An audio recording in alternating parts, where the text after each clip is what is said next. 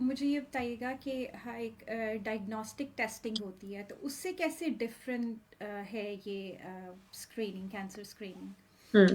Diagnostic test में screening में जैसे डायग्नोस्टिक टेस्ट जो होते हैं, फॉर एग्जांपल आप कहते हैं कि डायबिटीज़ का है डायग्नोस्टिक टेस्ट, या आप कर सकते हैं कि किसी फॉर एग्जांपल हम लेते हैं किसी कैंसर का डायग्नोस्टिक टेस्ट, तो हमें पता चल गया कि जी कुछ सिम्टम्स हैं, जैसे एक डॉक्टर को, फिर डॉक्टर चाहता है कि ना मैं प्रॉपरली डायग्नोज करना चाहता हूँ उस चीज़ को।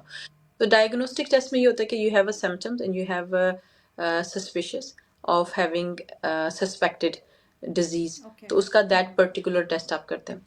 स्क्रीनिंग में भी ऑब्वियसली पर्टिकुलर कैंसर को ही स्क्रीन किया जाता है हर स्क्रीनिंग में, जैसे सर्विकल कैंसर की स्क्रीनिंग है, बाउल स्क्रीनिंग है, उसमें भी हम सस्पेक्ट करते हैं कि obviously this is the time period, but it's not related to any symptoms और any suspicion.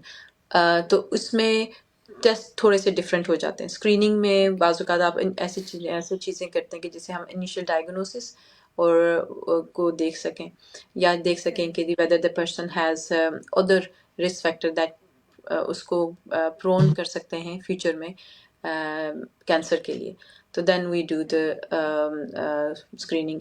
However in diagnostic we have a particular test, जैसे आप अगर डायबिटीज़ फॉर एग्जांपल है, एक डायग्नोस्टिक टेस्ट हम उसका करते हैं, तो उसमें फिर यही होता है कि एक पर्टिकुलर ब्लड टेस्ट होएगा जो ख़ास तौर से डायबिटिक पेशेंट्स के लिए किया जाता है। लेकिन उसमें स्क्रीनिंग के लिए भी ऑलमोस्ट सिमिलर टेस्ट ही इस्तेमाल किए जाते हैं, लेकिन उसमें हमारे पास ये होता है कि जब हम डायग्नोज करना चाहते हैं we are suspected already a problem okay. And then we diagnose it.